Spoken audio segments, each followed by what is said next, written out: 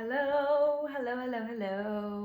I am back making videos again after a quick little 2-year hiatus, over 2 years. Oops.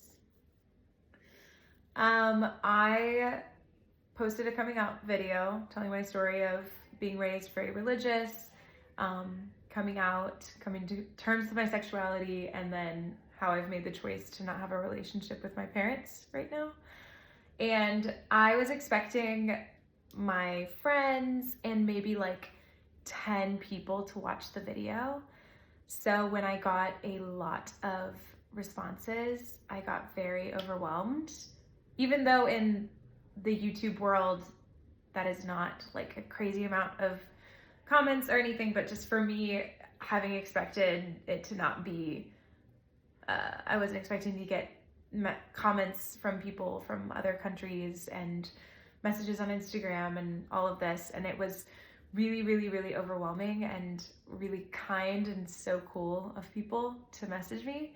But it did like, kind of scare me a little bit. I was like, so many people have heard me talk about my life for 30 minutes. And so I kind of hid for a little bit. But I'm back now and I do really want to make more videos and talk about queer things. I think that it's one of my favorite things to talk about in the world. And if I'm going to talk about it with my friends and any stranger that I meet, might as well make friends on here and strangers become friends on here, talking about this as well. So the topic of today is femininity. I'll probably edit that out because that was a little embarrassing. The topic is femininity. I wanted to talk a little bit about my own personal experience with femininity and coming to terms with my own femininity and kind of the like queer experience of just kind of how queer people interact with femininity that I've experienced. Obviously, I cannot speak for everybody. This is not going to be everyone's experience. This is my experience, and this is something that I really enjoy talking about because I feel like it is something that people have a lot of feelings about, and so it's a really interesting topic to kind of deconstruct with people. First things first, I did want to announce that I am engaged. Just proposed to me in June 20th this past year, and we are getting married in 4 months, which is extremely exciting. I'm so happy. I talked about Jess in the last video. So excited to spend my life with them and to plan this wedding, and it's just, but I could talk about that in another video if people want to know about that. But part of that has also informed a lot of my thought process about femininity and the context of a wedding and what is traditional, like what a woman is expected of a woman when she's getting married, and what I'm supposed to wear and how I'm supposed to act and how I'm supposed to feel about things. And it's just been so interesting to like deconstruct every aspect of a wedding and me as a bride and me in a queer relationship. And I am marrying somebody who is very traditionally masculine. Jess is non-binary and they are in the trans-masculine realm of things. So they are, very, very traditionally masculine, and then I'm very traditionally feminine, and so it's this interesting blend of things that is kind of the predictable way that things are supposed to go in a couple, regardless of the gender. We're kind of like in those roles.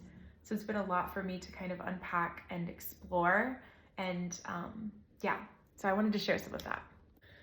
So I grew up in the South. I was not feminine at all growing up. I was always around boys. I was playing baseball in the yard with them. And it wasn't until like late middle school, early high school that I started being interested in dresses and makeup and all of that. And even in the midst of being more feminine, I still never had a huge draw to, I always wanted to do my own thing. So like if I was gonna be really girly one day, I was gonna do, I could do something else totally different the next day. I always kind of had that like freedom, which was really cool, that I didn't feel that pressure one way or the other. but it definitely didn't make sense to my friends because you were either a really outdoorsy, like Southern woman who was riding horses and like hiking and doing all these like outdoorsy things, and so that was kind of your style, or you were like really like church girl, hyper feminine, waiting for my husband type vibe. And so because I was neither of those, I was just kind of this like weird in between that didn't quite fit in either realm. And I was always very like brash and speaking my mind and saying things that weren't like appropriate, and so I wasn't feminine in those ways that were perceived as like agreeable and acceptable. So when I did start dressing more feminine, it was very pleasing to my parents, and the people around me were very like thumbs up about it, even though my personality didn't really like align with femininity because I was still very like one of the guys, you know. But I did feel a good sense of like acceptance when I was more interested in makeup, you know, made my mom happy. So then fast forward to, you know, I'm 20, 21, coming out, and I'm going to gay bars and I'm wearing a mini skirt and I have nails and makeup and I'm drinking my little champagne, and all of the gay guys are coming up to me like, you know, you better work, you know, who are you here with? Who's your friend? And I was like, what do you mean? Like, I'm just here to like meet people in the community. And there's always this disconnect of like, you're obviously not queer, and if you are queer, maybe you're bi but still basically straight, which is like, it's a whole other topic that I can maybe dive into in a different video. But there was always this like disbelief that I was queer because I was so feminine. So I think it was a combination of that, but then I think there also was a part of me that felt like if I am just now coming to terms with realizing I'm queer and realizing that so many things that I thought were me aren't me. They were just things that I was taught and that were kind of like programmed into me of how I should be, you know, be straight, be this like typical Southern woman, like all of these things. So maybe the femininity was also one of those things. So I think it was like, there was layers to it. I wanted to really find out who I was and kind of like strip myself of all of these expectations that I felt had been on me. But also I did genuinely feel like I want to be taken seriously as a queer person, and I want to be, I want to dress like a queer person. I want to feel like I belong in this community. So I chopped all of my hair off. I wore more masculine clothes, baggy jeans, big t-shirts, didn't wear makeup. And I really did enjoy that for a while. It felt fun and different, and it really helped me to kind of like unpack why I felt the need to portray myself in certain ways. But at the end of the day, I definitely realized it wasn't me. It was just kind of another part of me, but not like my true essence. And so I moved to California. Jess and I are together. Jess is very traditionally masculine, and I start coming more into more traditional femininity again. And I feel very suspicious of that because, again, this is not how you're supposed to be as a queer woman, but also, are you just falling into the typical role that you're supposed to be as being partnered with somebody that is masculine? Oh, of course I'm gonna feel like I have to be this hyper feminine person because we're just like following a script. So another thing to unpack, I'm, you know, very suspicious of myself. Why do I feel so feminine? Why does Jess's masculinity bring out this femininity in me? Am I kind of following a script again? And the more I unpacked it and thought about it, I realized that this wasn't a reflection of anything I felt like I was supposed to be. This truly was just like me being in tune with who I really am and my essence. And just being very accepting of that, being around more queer people who were a lot more diverse than when I was in the South, was also very helpful for me. It didn't feel like you were immediately shunned if you went into a space and were like, I'm queer. You know, here in California, you can kind of look like literally anything and be queer and no one really like rolls their eyes at you. But I was just coming to terms with that and still so suspicious of being feminine, but realizing more and more that this is who I am and I need to accept that. So in this journey of femininity, I have started realizing that like part of the rejection of femininity within the queer community is this idea that femininity is inherently for men, that it is inherently wrong, and it's being under the male gaze, under the patriarchy, under these negative things that make you behave this way because you are demonstrating a understanding of the role set out for you and a subordination and all of this stuff.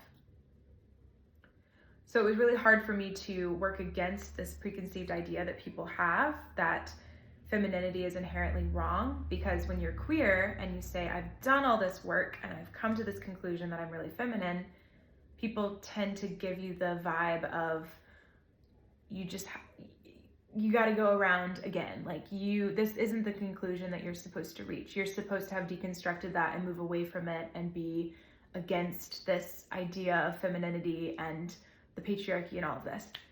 So to continue to have done that work and continue to land in, no, this just is me, this is my most liberated self, was really difficult and felt like I was continuing to come to the wrong conclusion and that people weren't believing me that I had done the work and deconstructed these ideas and still come to this conclusion. But after a few years of this thought process and this thinking, I've been able to come to terms with femininity as a reclaimed concept. Femininity as my autonomy and as my power. Femininity for me exists on a spectrum. There's hyper masculine, hyper feminine, and then everything in between. And we all have essence of both. We all oscillate between the two.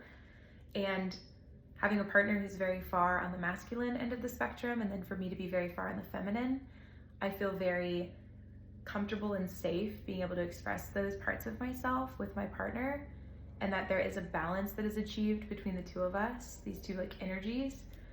But also I feel like I am safe to experience my masculinity in whatever ways that I feel comfortable experiencing it and expressing it.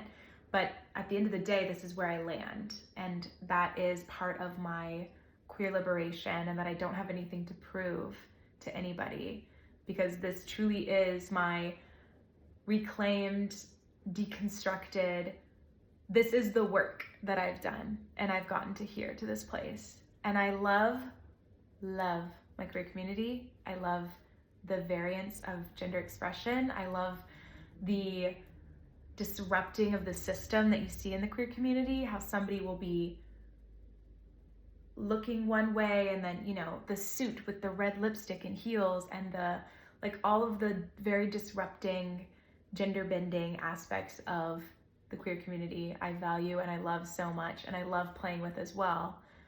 But at the end of the day, I don't have anything to prove to anybody by being a more traditionally feminine person, and that this actually is part of my liberation. And by expressing femininity and living femininity in my life, when I feel like that's something that I shouldn't be doing, that is a rebellious, disrupting act in and of itself.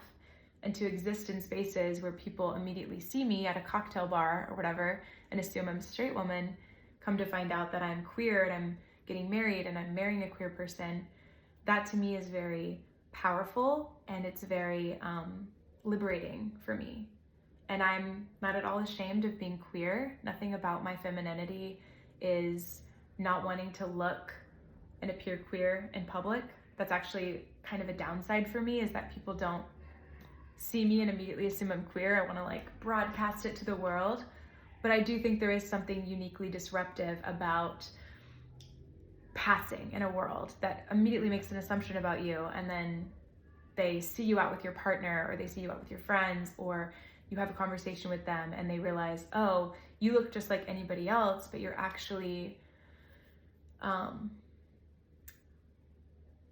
you aren't what we immediately assumed you would be.